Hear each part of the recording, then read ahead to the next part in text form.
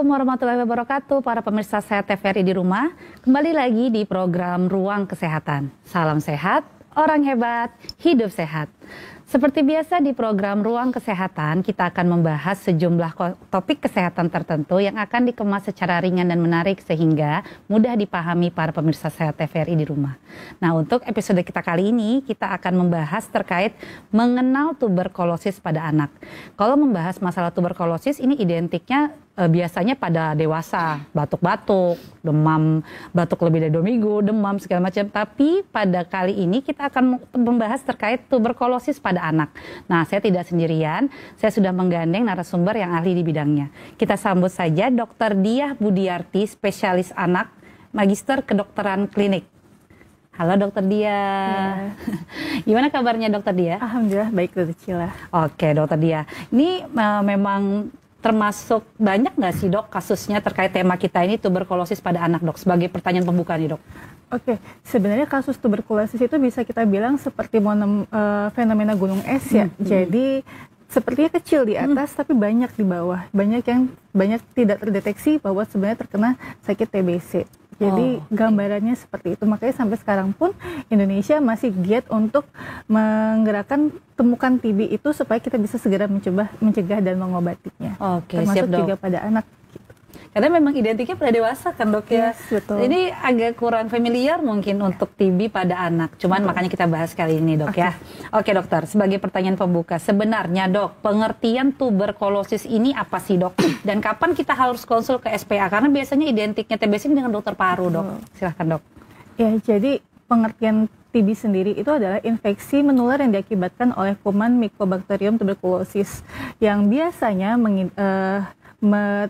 terjadi pada paru-paru biasanya, tapi juga tidak menutup kemungkinan bisa terjadi di tempat lain. Contohnya seperti otak, sendi, ginjal, perut, atau abdomen seperti itu.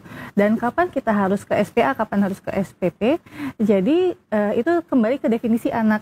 Sebenarnya secara WHO sendiri batasan anak dan remaja itu 19 tahun. Cuman karena kita di Indonesia kita menganut pada undang-undang tentang perlindungan anak itu memberikan batasan 18 tahun. Jadi 18 tahun ke atas ke dokter spesialis paru, sedangkan 18 tahun ke bawah ke dokter spesialis anak. Gitu.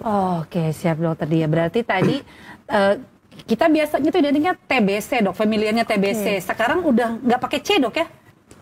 Bisa TBC, bisa TBC. Itu terkait tadi tuberkulosis dok. Betul. Ya. Oke dok, itu tadi penyebabnya garis bawahi kuman Mycobacterium tuberculosis gitu dok. Itu sama anak sama dewasa sama kan dok penyebabnya? Sama. Oke, siap dokter. Kemudian dok, bisa dibahas secara lebih rinci nggak dok terkait patofisiologinya secara awam gitu dok? Gimana bisa kuman tadi itu membuat peradangan pada semua organ yang tadi dokter dia sebutkan? Silakan dok. Oke, jadi pertamanya jelas seperti ada asap, ada api ya. Jadi ketika ada seseorang yang sakit TBC, biasanya si dewasa, walaupun tidak menutup juga pada anak, kemudian batuk atau mengeluarkan besi seperti itu, teman terhidup oleh pada anaknya. Kemudian anak itu kan punya sistem kekebalan tubuh ya. Jadi ketika sistem kekebalan tubuh kita namanya makrofag menangkap si kuman itu, ada 3 kemungkinan.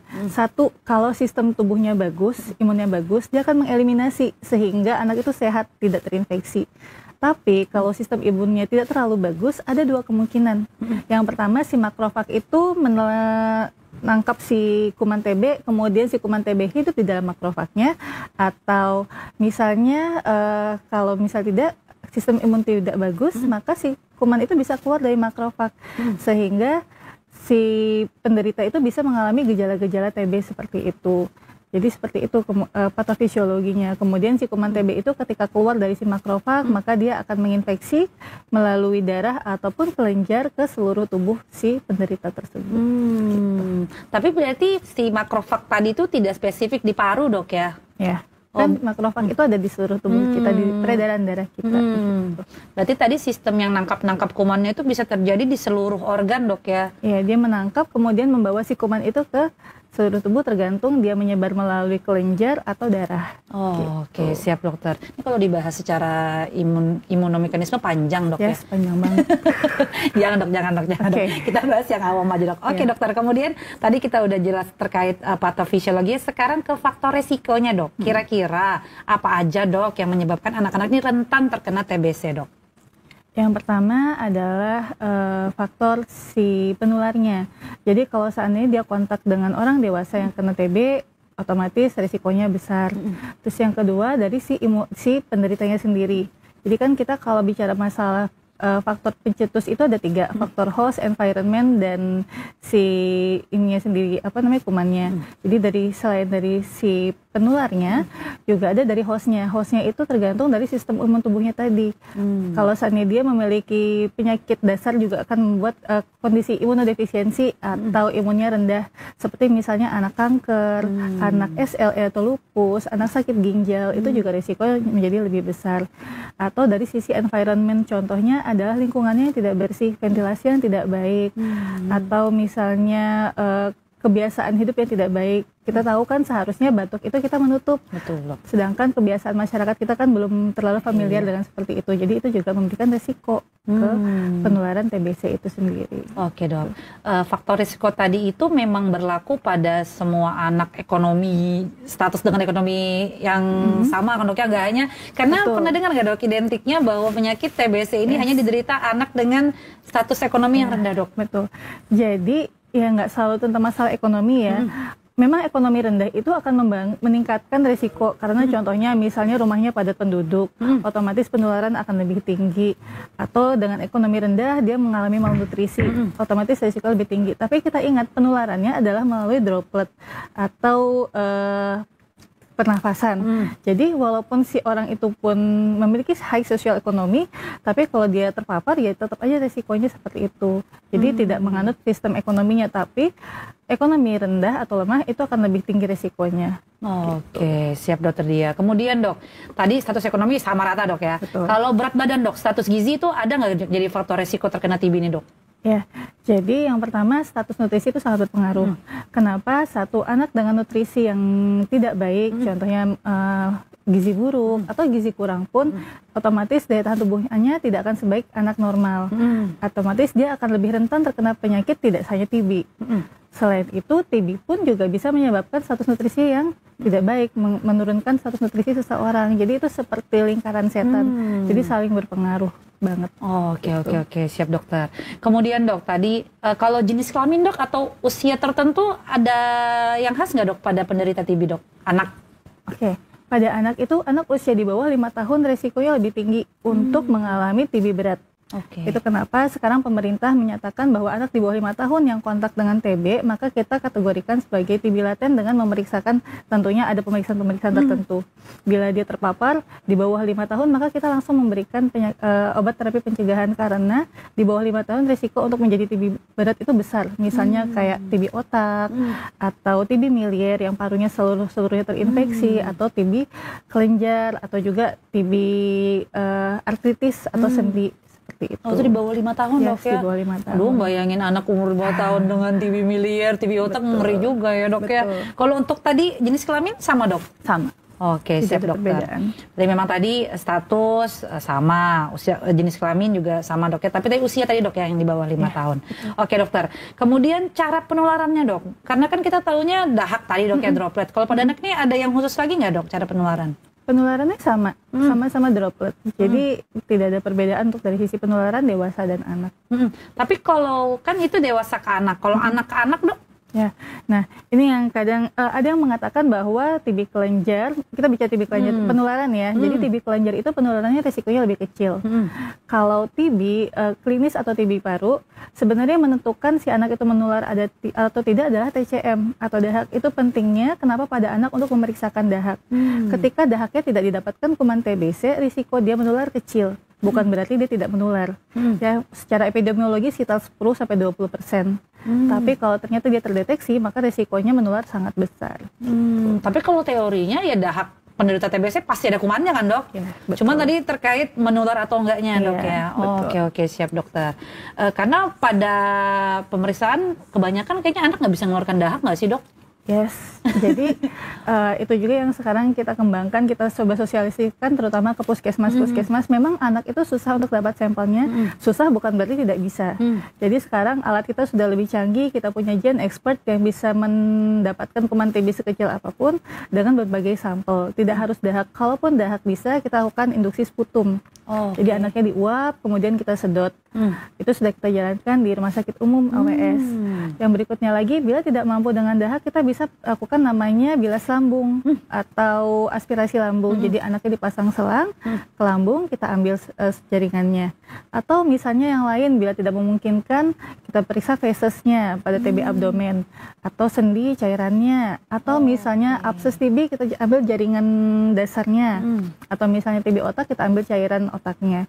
Jadi tidak selalu dahak, tergantung tipenya juga gitu. Iya, karena dok pernah pasien anak itu yang mama orang tuanya TB datang ke praktek Cila, anaknya nggak pakai masker dok. Penjelasan orang tuanya, ya kan di dahak anak nggak ada kumannya. Nah ini dok yang kayaknya perlu dokter dia jelasin nih dok. Oh iya.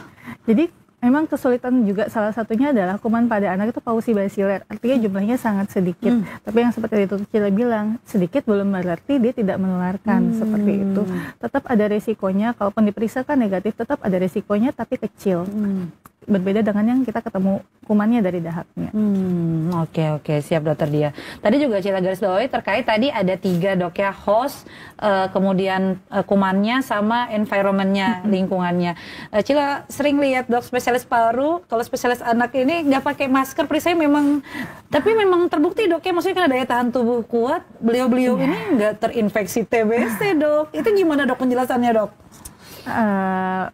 Ya sebenarnya kembali lagi kalau kita berhadapan dengan pasien mungkin alangkah lebih baiknya ya kita menggunakan masker karena itu juga untuk melindungi diri kita sendiri seperti itu. Tapi memang sistem imun pun juga berpengaruh. Iya benar dok ya. Makanya kayaknya spesialis-spesialisnya jago-jago dok ya.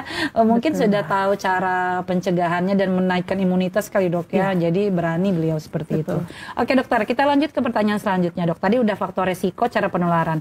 Ini tadi dokter dia sempat jelaskan ada TB otak, ada TB paru, ada TB kelenjar. Nah, ini gimana dok? Sama nggak dok dalam patofisiologi maupun penularannya dok? Jadi seperti saya jelaskan tadi, TBC itu bisa menyebar melalui kelenjar maupun darah. Nah, kalau seandainya ke kelenjar bisa menjadi TB kelenjar.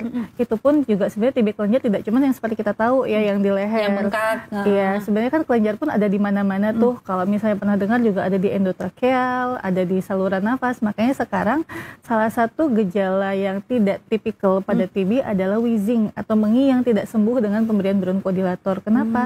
Bisa jadi dia terjadi pembesaran kelenjar getah bening di saluran nafas bagian dalam yang menutup bronkus atau saluran parunya sehingga nimbullah mengi. Gitu.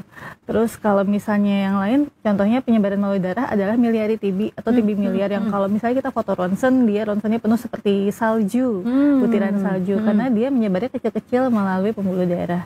Yang berikutnya adalah TB otak, itu juga melalui pembuluh darah, TB sendi. Kalau TB abdomen ada yang bisa mengatakan darah dan juga kelenjar, karena kan kelenjarnya juga bisa membesar. Seperti itu. Yang lebih jarang lagi adalah TB ginjal, itu juga bisa. Tapi ada dok ya? Ada. Oh ya, TB abdomen ini TB usus dok ya, yang biasa awam bilangnya TB usus TB dok usus, ya. Oke, ini timbul pertanyaan dok, kenapa dok bisa, maksudnya satu orang TB paru, satu orang TB kelenjar, satu orang TB otak, itu ada faktor risiko tertentu nggak dok pada diri anak yang menyebabkan beda-beda kayak tadi tuh dok? Untuk faktor risikonya sendiri sebenarnya sama sih pada semua anak ya.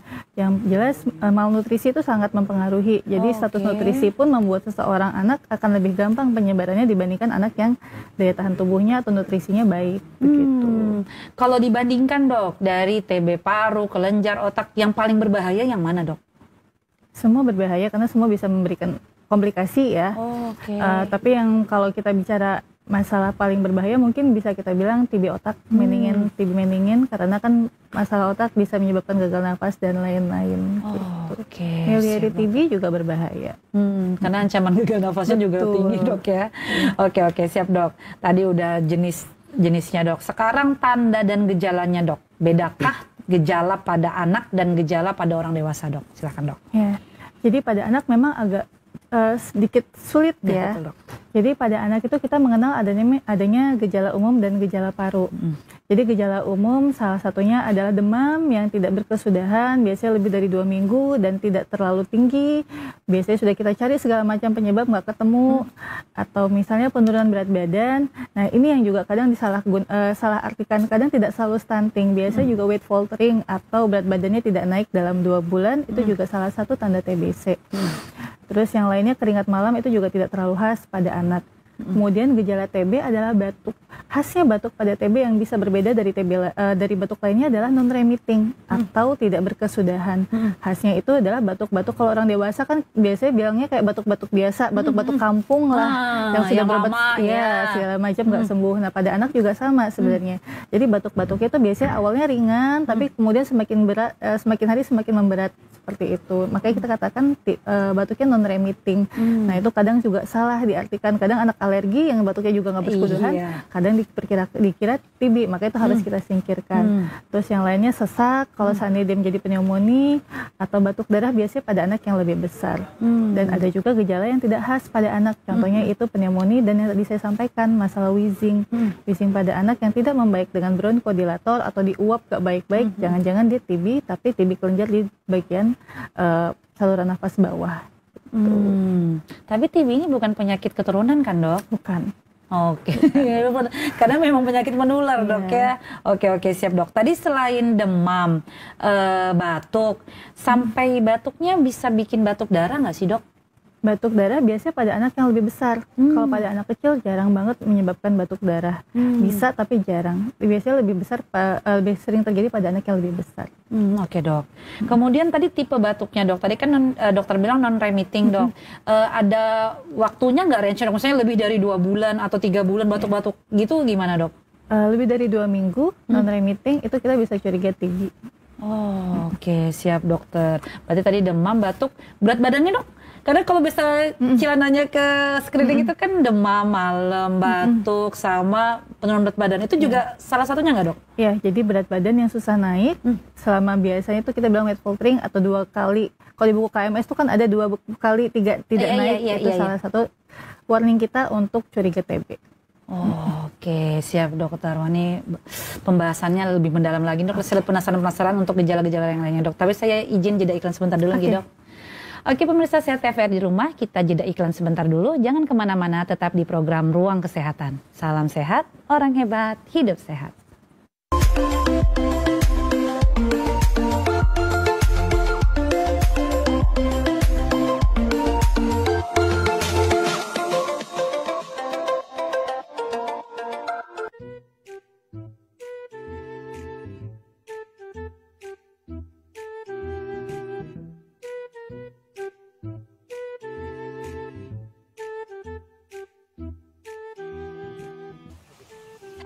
Kok dibakar sih? Wah, emangnya kenapa? Kan ada cara lain. Kita bisa mengolah sampah tanpa merusak lingkungan. Yuk, aku punya beberapa tips untuk kamu. Pertama, memisahkan sampah sesuai jenisnya. Cara pertama yang dapat kamu lakukan untuk pengolahan sampah dapat dimulai dengan memisahkan sampah menjadi 2 bagian, yakni organik dan anorganik. Kedua, melakukan zero waste. Konsep zero waste yang mulai sering disuarakan agar manusia mulai peduli dengan alam dapat diwujudkan dengan menggunakan barang-barang yang tidak habis dipakai. Salah satunya, seperti mengganti plastik dengan tas belanja kain. 3. Membuat pupuk dari sampah organik.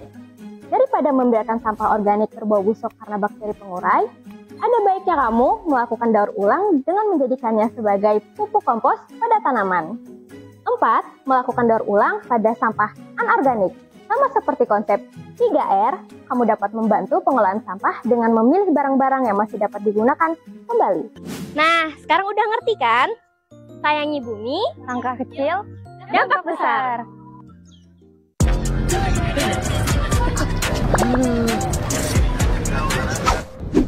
Hei, tinggal nunggu. Lah, kok aku mancing di sini ya? Nonton dulu Nah, recommended ini. Kenapa itu? Kenapa? Coba kami. Nonton apa? Drama, kartun. Sudah biasa. Nih, TVRI. Emang ada apa gitu? Di TVRI itu ada variety show, hiburan, berita. Yang perlu kalian ingat, nonton TVRI itu aman. Aman. Karena di TVRI itu tidak ada kekerasan, sara, porno aksi, dan pornografi. Ayo kita nonton TVRI.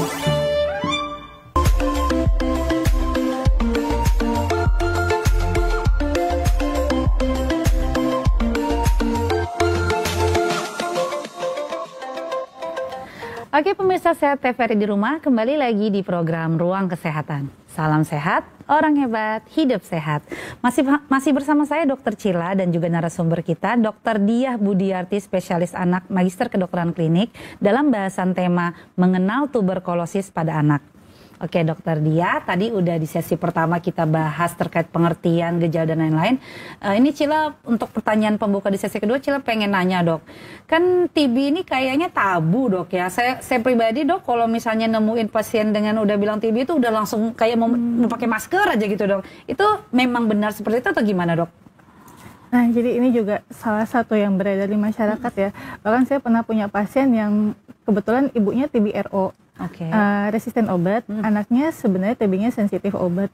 Cuman karena di lingkungannya dia udah dikucilkan, jadi dia pengen anaknya ngambil obatnya di rumah sakit supaya orang sekitarnya nggak tahu kalau anaknya ke puskesmas. Jadi masih setabu itu di lingkungan kita. Jadi sebenarnya kita tidak perlu mendiskreditkan pasien TB karena TB itu sebenarnya bisa sembuh, bisa diobatin, dan kalau seandainya dia sudah minum obat 2 minggu pun risiko untuk menularkan sangat kecil, bahkan bisa dibilang tidak menular. Jadi sebenarnya itu yang perlu kita perbaiki ya, masalah TB itu. Juga ada beberapa ketakutan di orang tua sebenarnya bahwa kalau dia didiagnosis TB, dan ini juga jadi barier sebenarnya penanganan di lingkungan. Jadi ketika orang tuanya didiagnosis TB, dia tidak mau mengatakan itu atau tidak mau mengakui itu ke halayak atau ke dokter karena kenapa? Takut masalah PHK kerja dan sebagainya. Itu kenapa sekarang pemerintah sudah melindungi para pekerja yang mengalami menderita TBC bahwa punya boleh tetap bekerja setelah pengobatan, dan itu diperkenankan. Jadi sudah ada undang-undang yang melindungi pekerja yang mengalami sakit TBC. Jadi tidak perlu khawatir bila Bapak Ibu menderita TB, yuk kita berobat supaya anaknya pun bisa dilindungi. Gitu. Benar dok. Justru kalau misalnya anaknya ditutupin gak periksa ya makin lama dok ya, makin menularkan dok ya. Oke. Itu stigma yang salah ya dok. Jadi harus kita luruskan bahwa justru semakin cepat kita tahu kita TB, ya kita semakin cepat diobati dan semakin cepat sembuhnya dok ya. Oke. Siap dokter Dia. Pertanyaan selanjutnya dok. Tadi kita udah bahas terkait tanda dan gejala. Sekarang pemeriksaannya dok. Pemeriksaan untuk penegakan diagnosis pada anak, karena kan anak nih beda dok kondisi dengan dewasa. Yang kalau dewasa mah ya cek dahak ya ronsen itu kan mudah. Ini kalau pada anak gimana dok? Ya, jadi kalau pendiagnosisan TB pada anak itu yang pertama adalah sama seperti juga TB pada dewasa. Sebenarnya kita harus menemukan kumannya bagaimanapun caranya. Kalau seandainya bisa dengan dahak, kalau anaknya lebih besar bisa berdahak langsung, kemudian kita periksakan. Bila tidak mampu berdahak, maka kita bisa melakukan yang namanya induksi sputum. Induksi sputum itu dengan memberikan nebu atau uap dengan beberapa cairan, kemudian kita sedot dahaknya. Kemudian bila tidak memungkinkan, kita juga bisa melakukan yang namanya aspirat lambung. Jadi berdasarkan bahwa kemungkinan kuman TB itu dari pernafasan bisa tertelan, sehingga kita juga bisa menggunakan aspirat lambung itu dengan cara kita pasang selang lewat hidungnya, kemudian kita sedot cairan lambungnya. Atau seperti yang saya sampaikan tadi, kan juga ada beberapa TB-TB yang lain nih, contohnya TB usus. TB usus kita bisa periksakan BAB-nya, untuk kita periksakan TCM-nya, atau TB kelenjar yang sudah menjadi abses atau nanah, kita bisa periksakan dasar jaringannya ketika dibersihkan, atau TB otak kita bisa periksakan TCM-nya. Kemudian bila tidak memungkinkan pun kita lakukan ronsen.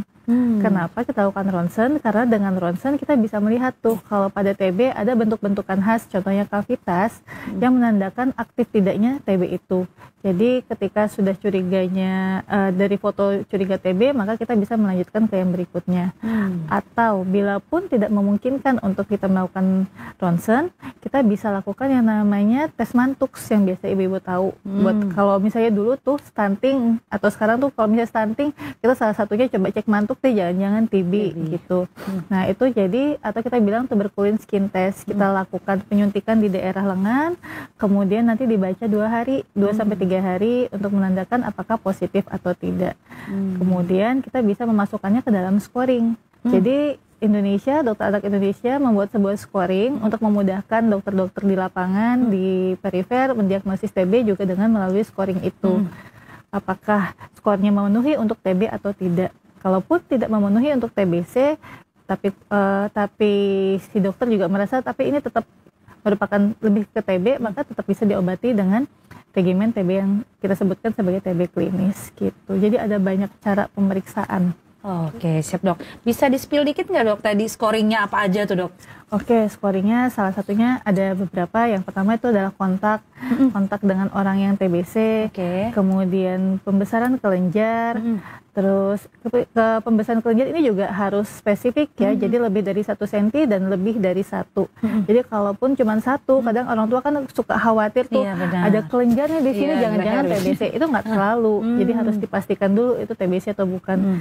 Bahkan yang namanya TB kelenjar biasanya itu dia besar banget. Sekali lihat tuh biasanya kelihatan itu TB kelenjar gitu. Yang berikutnya adalah mantuk tes tadi, apakah positif atau tidak. Kemudian status nutrisi, gizinya seperti apa. Kemudian dari ronsennya juga diperiksa, ronsennya mendukung atau tidak. Gitu. Dan ada beberapa yang lain. Oke siap dok. Itu makanya kalau misalnya bawa anak surga gitu, kita malah sibuk ngisi-ngisi list gitu dok ya, sebelum pemeriksaan. Oke, biar tahu tadi kalau misalnya skornya rendah nih dok, ternyata pada saat dokter scoring itu rendah, kemudian diobservasi kah atau diperiksa lebih lanjut lagi dok? Nah, kalau scoringnya rendah itu dikembalikan ke dokter pemeriksa. Karena ada beberapa misalnya dia yakin sekali itu TB. Contohnya scoringnya rendah tapi dia kontak banget nih sama orang yang dengan TBC, itu kita bisa obati.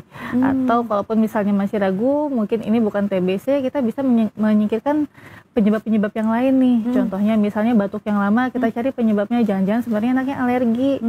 Atau misalnya berat badannya nggak naik, kita cari dulu nih yang lain. Jangan-jangan sebenarnya masalahnya di feeding rules yang bermasalah, anaknya nggak mau makan, atau anaknya picky eater, seperti itu. Jadi tetap harus dilihat per case by case gitu. Oke, siap dok. Jadi memang cuman screeningnya cuman tools dok ya, tapi kan tetap ke pemeriksaannya dok ya. Kalau kita yakin wah ini TB ya mau nggak mau harus diperiksa lebih lanjut dok ya. Tadi memang yang penegakannya dahak dok ya, atau sputum tadi dok ya? Sebaiknya. Oke dok. Kalau misalnya dok ya, dia nggak ada batuk, tapi tadi ada kelenjar yang membesar. Nah itu apakah bisa didiagnosis langsung TB kelenjar walaupun tanpa batuk atau gimana dok? Bisa, jadi kita periksakan kelenjarnya. Itu namanya PA, jadi kita sedot kelenjarnya, kemudian kita periksakan apakah kelenjar itu gambarannya suatu gambaran TBC atau bukan. Walaupun tidak disertai dengan batuk ya dok? Iya. Bisa. Karena memang mungkin masyarakat di rumah ini pahamnya TB itu identik batuk. Makanya kalau nggak ada batuk ya kayaknya bukan TB, tapi ternyata tidak selalu. Oke, siap dokter. Kemudian tadi ronsen. Kalau ronsennya sendiri dok, apa yang kita harapkan dari gambaran ronsen pada pasien TB dok? Biasanya itu adanya kavitas. Kavitas itu kayak bulatan. Jadi kan ketika dia terkena TBC itu dia membuat sebuah kavitas itu kafum gitu, benjolan di dalam parunya yang di dalamnya berisi debris-debris atau nanah-nanah. Itu biasanya terlihat dari foto ronsen. Atau yang lain bisa terjadi efusi atau cairan. Atau yang tadi miliary TB, contohnya TB yang seperti salju, atau cuman infiltrat. Jadi kayak seperti pembesaran kelenjar di antara saluran-saluran nafasnya. Itu biasanya salah satu dari beberapa foto yang menunjukkan bahwa gejala TBC. Oke penunjang dok. TB. Ada tempat nggak dok untuk pemeriksaan darah? Oke. Jadi ada yang namanya IGRA. Jadi itu membaca, jadi ketika tubuh kita itu terkena TBC, secara normal dia akan membentuk tentara untuk melawannya. Tapi si tentara itu adalah tentara yang disiapkan bila ada kuman TB. Nah, tapi tidak menentukan dia aktif atau tidak. Nah, itu yang bisa dibaca dengan darah, namanya IGRA. Gitu. Jadi kadang kalau seandainya kita ragu, misalnya mantuk pun meragukan, kadang beberapa dokter menyarankan untuk memeriksa IGRA. Tapi sayangnya memang IGRA itu ya semua pasti ada plus minusnya ya. Kalau mantuk itu harganya relatif lebih murah, cuman dibacanya 2 hari. Jadi Mantux dan IGRA posisi sama. Tidak ada satu lebih lebih baik atau tidak. Ini cuman dari masalah efisiensi. Kalau mantuk si baca 2 hari, kalau IGRA diharapkan dalam 1 hari pengambilan darah hasil ada seperti itu. Cuman memang mahal pemeriksaannya. Oh, tidak tanggung BPJS dok ya? Di RSAWS ditanggung, tapi tergantung case-nya. Gitu. Oke, siap dok. Dan beda juga dok, kalau IGRA kan diambil darah, betul. Kalau tuberkulin disuntik. Iya, betul. Lebih sakit. Iya biasanya pasien kurang nyaman sih dok, tapi memang ya lebih murah dan biasanya lebih familiar yang sput apa dok, tuberkulitasnya tadi dok, mantuk.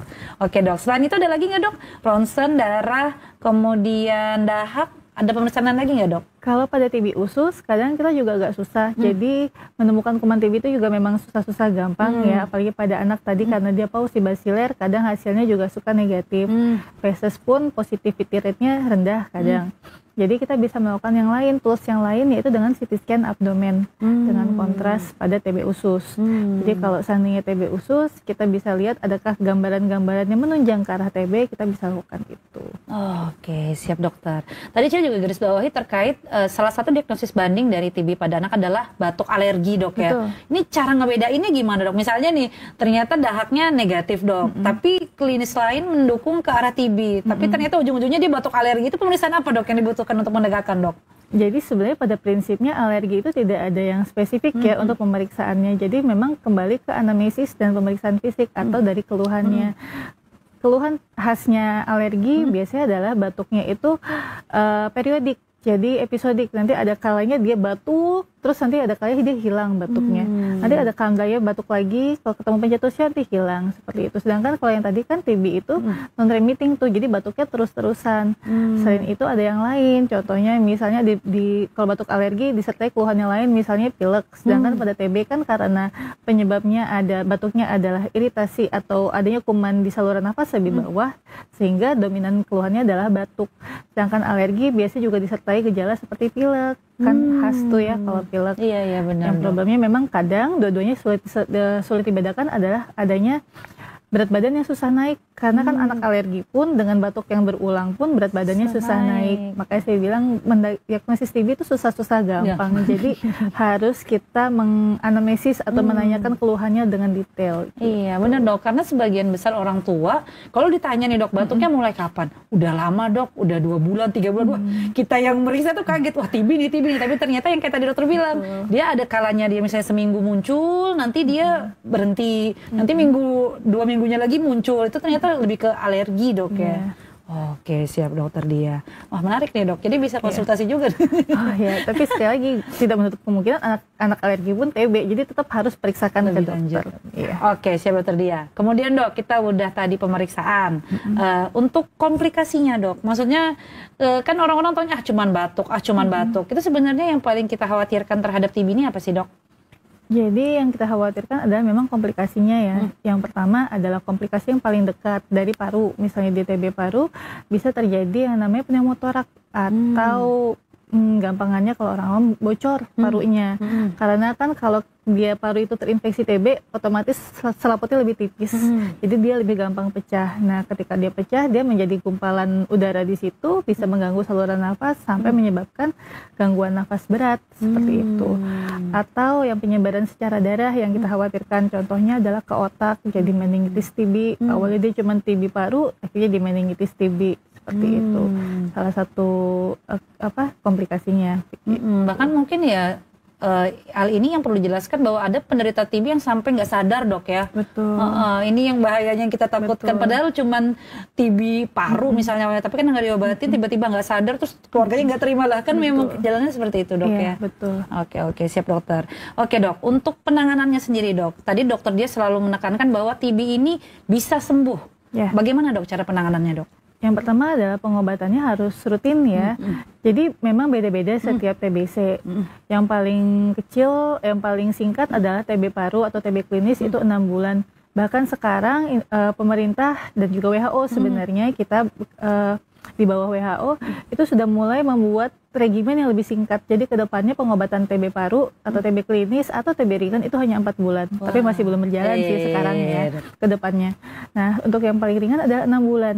Yang paling lama adalah 12 bulan. Yaitu contohnya pada TB artritis atau TB sendi, terus TB meningen atau TB otak. Tapi tenang aja, setelah 12 bulan kalau Sani berobatnya rutin, insya Allah itu akan sembuh. Pasien akan kembali seperti semula, insya Allah ya. Walaupun mungkin nanti ada gejala-gejala sisa lainnya, tapi kita bisa obatin itu.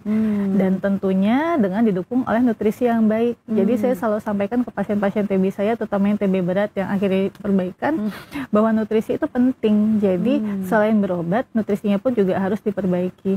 Mungkin kita akan menambahkan beberapa susu-susu tinggi kalori, biar pasiennya bisa tidak ada alergi susu, atau dengan modifikasi diet supaya membantu nutrisinya semakin baik. Dengan nutrisi yang baik pun pengobatan akan lebih optimal.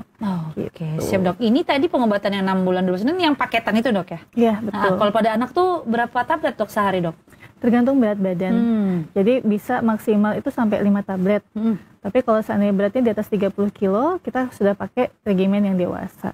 Gitu. Karena biasanya dok, ini pasti semua pasien juga aduh dok, minum obatnya banyak, lama lagi dok. Ini yang membuat dia nggak mau berobat dok. Itu gimana tuh dok? Nah itu yang harus kita jelaskan ke orang tua. Kenapa? Satu, kalau kita berobat rutin harapannya bisa mengembalikan si anak ke kondisi yang sehat semula.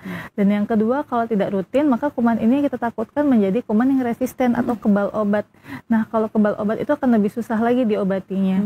Pengobatannya bisa 1-2 tahun. Dengan jumlah obat yang lebih banyak. Itu yang perlu harus kita jelaskan ke orang tua. Dan kita juga harus motivasi bahwa TB ini bisa disembuhkan. Yang penting harus rutin minum obatnya, nggak bosen-bosen minum obatnya.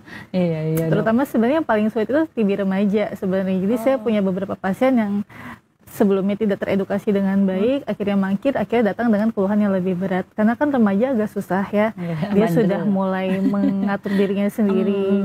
Cuman ya itu kita harus lebih motivasi ke mereka, bahwa mereka bisa kembali seperti anak normal biasanya. Berat badan bisa meningkat kalau mereka mengikuti saran dari dokter. Minum obat yang baik, rutin, di jam yang sama, kemudian dengan bantuan nutrisi yang adekuat. Isinya antibiotik ya dok, yang obat-obatan itu? Betul.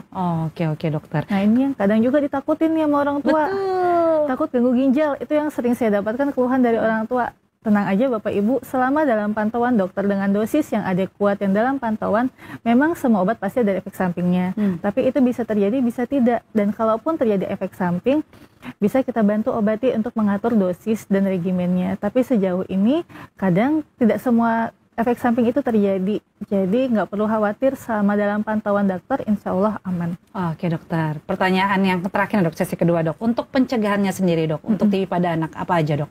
Yang pertama adalah vaksin. Vaksin sejak usia 1 bulan atau vaksin BCG yang di tangan kanan biasanya tuh. Cuman sekali lagi vaksin itu sama dengan vaksin lainnya. Tujuan vaksin itu adalah mencegah supaya TB tidak jatuh ke kondisi yang berat. Bukan berarti si anak sudah vaksin TB nih kok masih sakit TB. Bukan berarti tidak sakit. Tapi mencegah supaya kalaupun si anak kena TB, dia menjadi lebih ringan TB-nya. Yang kedua adalah mendiagnosis atau mengobati orang dewasa yang di sekelilingnya ada sakit TBC supaya tidak menularkan ke si anak. Yang ketiga, kalaupun si anak terpapar kuman TBC, maka kita berikan namanya terapi pencegahan. Tujuannya apa? Untuk mencegah supaya anak ini berkembang menjadi TB aktif. Jadi TB-TB yang ada di dalamnya yang udah terpapar, yang sedang tidur di dalam makrofag, kita bunuh duluan tuh. Supaya kemudian nanti tidak berkembang menjadi TB aktif. Yang berikutnya tentunya dari host juga, nutrisi adekuat, imunisasi jangan lupa, yang kemudian lingkungannya pastikan ventilasinya baik, dan juga PHBS seperti tadi, kebiasaan batuk, terus mencuci tangan itu harus kita ajarkan. Gitu. Oke dok, tadi yang dosis untuk pencegahan obatnya sama banyaknya kayak yang penanganan awal nggak dok yang TB? Nah jadi pencegahan itu berbeda dari yang pengobatan, dia lebih sedikit tergantung regimen yang tersedia. Waktunya juga kita usahakan lebih singkat, tergantung dari sekali lagi obat yang tersedia di puskesmas apa. Nah kadang yang menjadi barrier terapi pencegahan ini adalah orang tua merasa anaknya sehat, kenapa harus minum obat TB? Itu yang kadang jadi barrier di orang tua. Jadi seperti yang tadi saya jelaskan, tujuan terapi pencegahan ini adalah untuk mencegah anak menjadi TB aktif, apalagi yang di bawah 5 tahun yang tadi saya ceritakan, resiko dia untuk menjadi TB berat itu besar. Jadi tujuannya membunuh kuman-kuman TB yang tidur di dalam tubuhnya supaya tidak menjadi TB aktif. Oke, siap dokter Dia. Penjelasannya makin menarik, dok. Oke, saya izin jeda iklan sebentar lagi nih, dok. Oke, pemirsa Sehat TVRI di rumah, saya jeda iklan sebentar dulu. Jangan kemana-mana, tetap di program Ruang Kesehatan. Salam sehat, orang hebat, hidup sehat.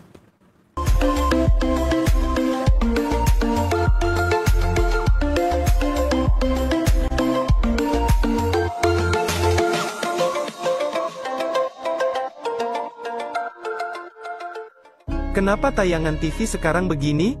Gosip semua, drama semua, provokasi semua, hiks. Gak bahaya kah? Aku lelah, aku kesal. Gimana kalau nonton TVRI aja?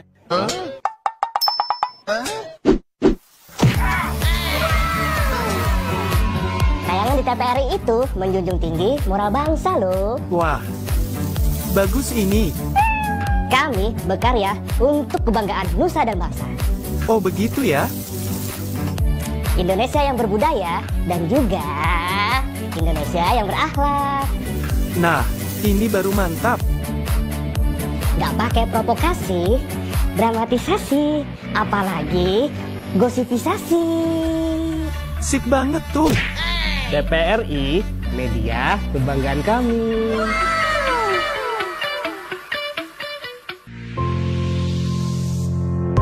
Sebuah persembahan dari bumi Borneo.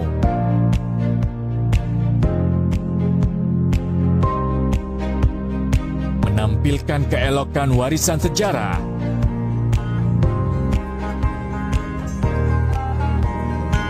Mahakarya budaya tradisional. Bersatu padu dengan budaya modern.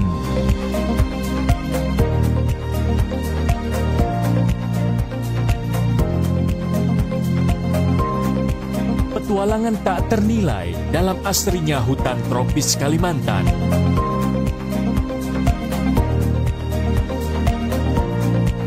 Berpadu debur ombak menyisir di atas pasir nan lembut. Pesona nirwana di timur Kalimantan.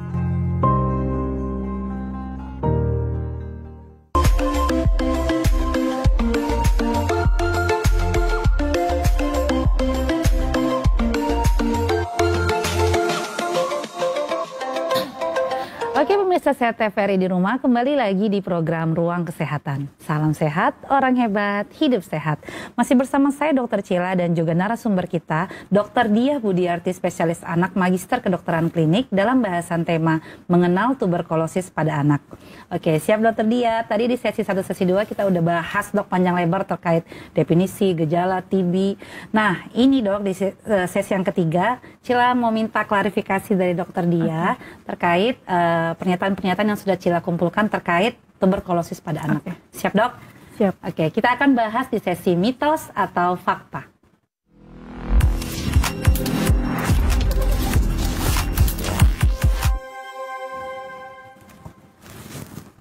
Oke dokter, di sini ada 2 properti, ada mitos dan fakta. Nanti untuk setiap pernyataan yang Cila sampaikan, dokter acungkan mitos atau fakta, kemudian alasannya gitu dok. Oke, siap dokter Dia. Pernyataan pertama, anak menderita tuberkulosis karena tertular dari penderita tuberkulosis dewasa, mitos atau fakta dok?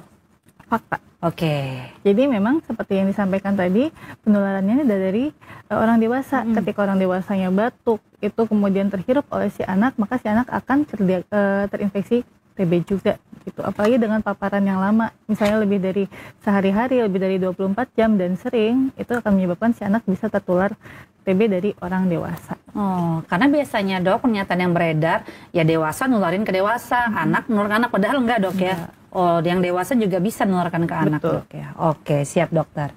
Pernyataan selanjutnya dok, tuberkulosis pada anak susah dideteksi, mitos atau fakta dok? Fakta. Oke, kenapa tuh dok? Seperti tadi disampaikan ya, gejalanya pun kadang tidak khas, nggak selalu batuk. Itu juga menyulitkan kita untuk mendiagnosis TB. Jadi perlu juga didampingi oleh pemeriksaan yang lain. Jadi nggak selalu pada anak itu gejalanya batuk saja. Ada gejala yang lain yang akhirnya kita suka kadang underdiagnose untuk mendiagnosis dia sebagai TBC. Gitu. Oke, kalau untuk pasien-pasien anak yang ke praktek dokter dia itu kebanyakan tuberkulosisnya bergejalanya apa dok?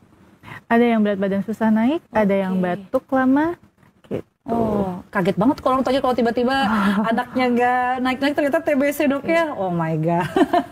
Oke dokter Dia, pernyataan selanjutnya dok. Tuberkulosis hanya diderita pada anak dengan status ekonomi rendah, mitos atau fakta dok? Mitos. Oke, kenapa tuh dok? Tadi disampaikan bahwa bukan masalah status ekonomi seseorang terkena TBC, tapi memang status ekonomi akan mendukung. Jadi dengan status ekonomi rendah, di mana di situ kadang rumah-rumahnya dempet, terus juga malnutrisi anaknya karena nutrisi yang tidak adekuat, maka menyebabkan si anak akan lebih rentan untuk terkena TBC. Tapi bukan berarti orang yang memiliki kecukupan ekonomi juga terhindar dari TBC. Kalau seandainya orang yang ekonomi berkecukupan itu interaksi dengan orang yang sakit TBC, juga tetap akan ada risiko untuk terkena sakit TBC. Oke, berarti kumannya tidak memandang status dok ya. Betul. Oke, siap dokter. Pernyataan selanjutnya dok. Anak dengan orang tua yang perokok beresiko tinggi terkena tuberkulosis, mitos atau fakta dok? Fakta. Oke, kenapa tuh dok? Jadi kalau misalnya seseorang orang tua merokok, terus anaknya terpapar dengan asap rokok, otomatis nggak cuma masalah TB sebenarnya, karena kan rokok itu juga mengiritasi saluran nafas tuh. Si anak akan lebih rentan untuk terkena infeksi, terutama infeksi pernafasan, bisa pneumonia, bisa TBC. Jadi kalau misalnya anak perokok akan lebih tinggi risikonya, betul, karena itu menyebabkan saluran nafasnya tidak sebaik anak yang tanpa paparan rokok. Aduh, nih orang tua udah TB perokok pun. Betul. Apalagi kan kadang biasanya orang-orang perokok, maaf yang ngumpul-ngumpul, yang kita nggak tahu orang tuanya kumpul-kumpul bagaimana, itu yang kita juga khawatirkan. Padahal juga pada sisi perokoknya juga dok ya akan rentan dok ya terkena TB dok ya. Wah, double jackpot dok ya. Anaknya sama dirinya juga terkena TBC. Oke dok, pernyataan selanjutnya dok.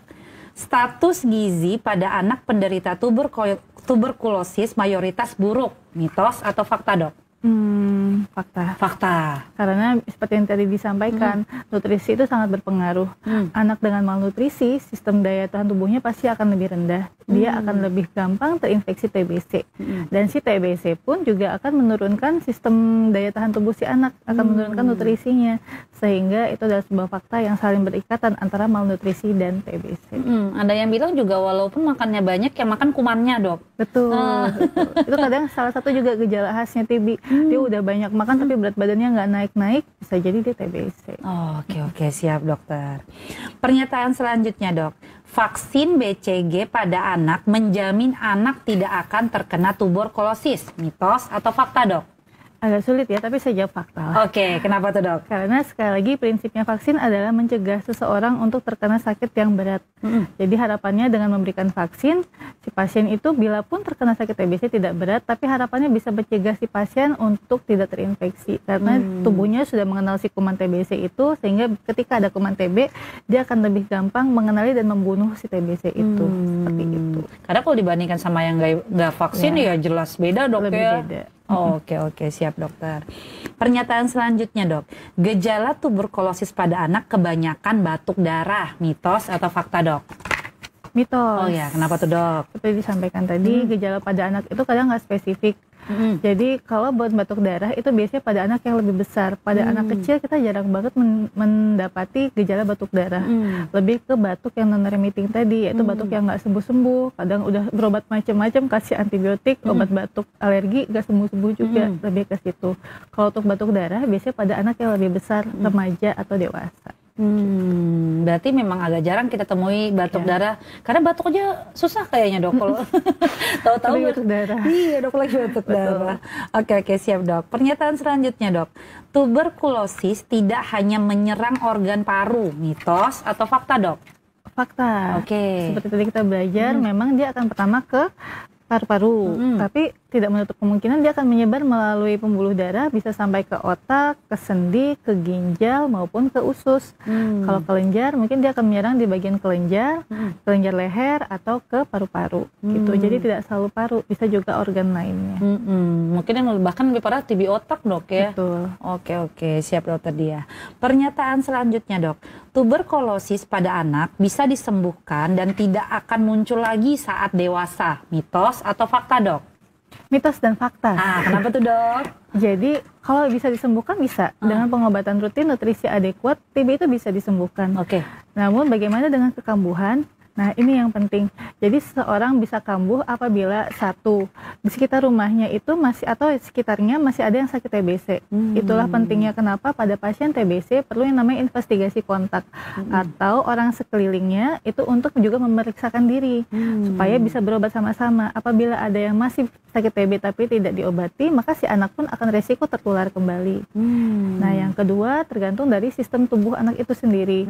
Misalnya dia mengalami penurunan kondisi, misalnya ketika dia besar dia mendapatkan sakit gagal ginjal atau dia kena lupus seperti itu, yang menurunkan daya tahan tubuhnya, maka si kuman itu bisa kembali kambuh. Kuman yang sebenarnya sudah minimal sekali bisa kembali kambuh karena status daya tahan tubuhnya nggak bagus. Gitu. Oke, siap, Dok. Berarti pada saat anak-anaknya bisa sembuh, tapi nggak nutup kemungkinan, Dok, ya. Kalau misalnya tadi yang kayak dokter dia jelasin status gizi nggak bagus, ada penyakit tertentu, bisa lagi kumat di saat dia dewasa, Dok, ya. Oke, siap Dokter Dia. Nih pernyataan terakhir nih, Dok. Pengobatan tuberkulosis anak perlu seumur hidup. Mitos atau fakta, Dok? Mitos. Oke. Jadi tidak seumur hidup, dia hanya tergantung dari kondisi sakitnya. Sakitnya TB paru maka cukup 6 bulan. Tapi untuk TB yang lain seperti meningitis ataupun TB otak maupun TB sendi itu butuh waktu yang lebih lama karena dia penyebarannya karena darah, dia butuh dosis yang lebih lama sehingga butuh waktu yang lebih lama.